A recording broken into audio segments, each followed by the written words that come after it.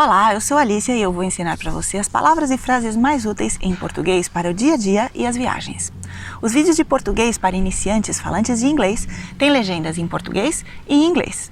Se você preferir o vídeo mais lento, você pode modificar a velocidade de reprodução. Olá, eu vou ensinar agora para você que é estrangeiro e está aprendendo português o verbo ir, como ele deve ser conjugado no presente do indicativo e como você pode usá-lo. Então vamos lá. O verbo ir tem a seguinte conjugação no presente do indicativo: eu vou, você, ele, ela vai, nós vamos, vocês, eles, elas vão. E agora, como nós vamos usar esse verbo ir? Temos duas formas muito úteis para usar esse verbo ir. A primeira é para indicar um deslocamento.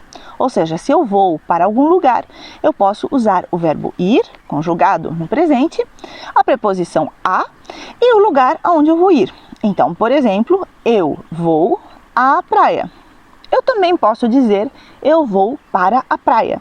É um pouco mais coloquial, mas é correto e é muito comum no Brasil. Então, conjugamos o verbo ir, eu vou, usamos a preposição a ou para e indicamos o lugar aonde nós vamos, a praia. E a segunda opção que você tem para usar o verbo ir em português é para indicar o futuro. Então, você vai também conjugar o verbo ir no presente e você simplesmente vai adicionar o verbo no infinitivo que indica a ação que ocorrerá no futuro. Por exemplo, eu vou comer. O meu plano no futuro é comer, por isso eu digo eu vou comer.